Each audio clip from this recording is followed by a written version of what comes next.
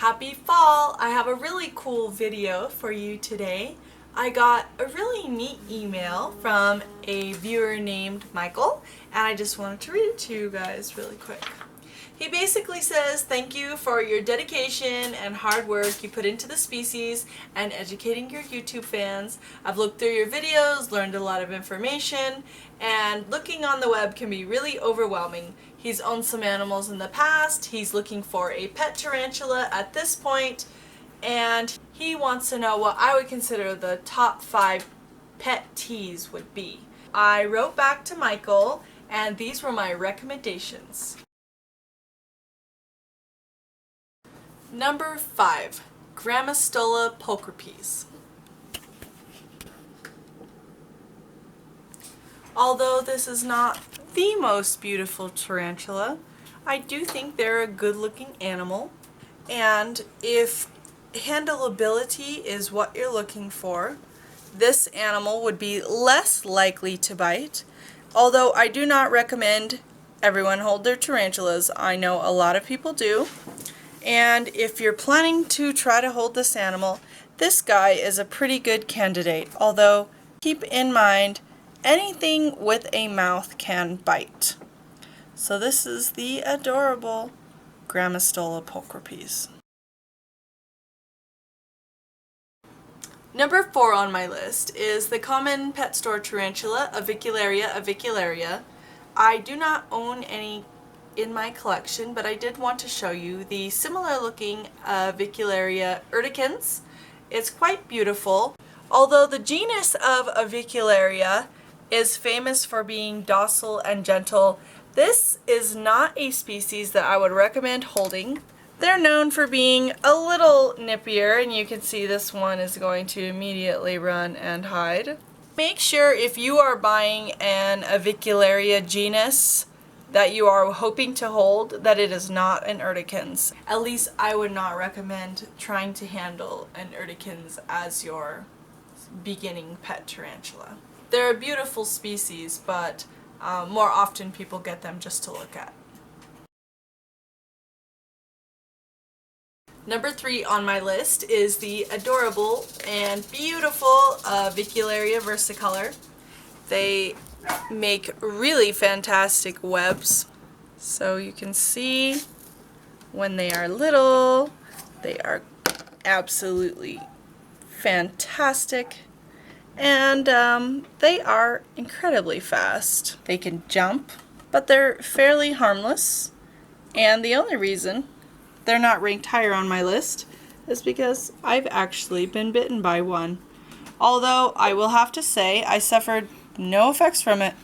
But, you know, I'm a little bit tougher than most people. Now I will show you an adult. Here is one of my adults. And you can see it has completely different coloration. They're really furry and adorable. And I don't know if you can see it on camera, but they've got the wonderful pink, purples, and greens. And they move around really slow for a little while. Then they just bolt like lightning. Number 2, Grammostola pulchra. See this little black beauty here? So this is a large species. This is a young animal. So that's a neat thing that they do get big. Of course, you have to be always careful that they don't fall, with them being a ground-dwelling, heavy-bodied species. They can be injured by a fall. But you can see how calm and cool this one is. It's a beautiful jet black species with very delicate hairs, and I just think it's really neat. Number 1, docile, handleable pet tarantulas, Tarantula murinus, also known as an OBT. Ooh, it's molting. Okay, I was totally joshing you about the sweet little doll tarantula thing. They're actually psychotic, but I love them anyway. Don't try to hold them.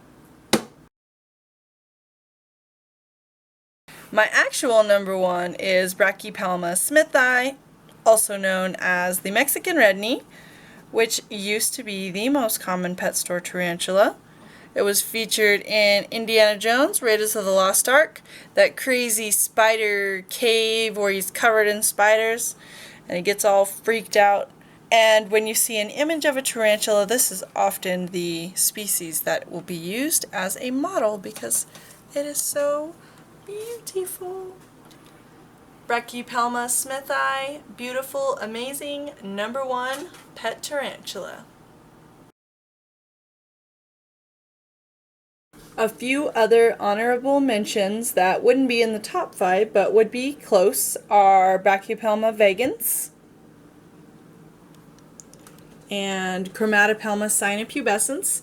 Although they are very beautiful, they're not quite as relaxed as the top 5 that I named. A few others that I would recommend that are not currently in my collection are Eupalastris waimbargi, Grammostola speculata, and Euthlus species. They are friendlier tarantulas that would be good for people who are wanting to bond with their pet tarantulas. Now, I know I'm going to have people commenting and say, oh, well, I have this animal and I hold it, or, oh, that's not a good animal to hold. Well, good for you. I'm giving you my experiences. I was asked for my opinion, and these are general statements. Every animal is different. Maybe somebody has an OBT that sleeps in their bed with them, and that is amazing, and I would love to hear about it. But again, I'm just making generalities here. Thank you very much, Michael, for your inquiry. I hope you and everyone else enjoys this video, and I would love to hear your thoughts and opinions in the comments below. Thanks for watching. As always, I hope you guys like, share, and subscribe.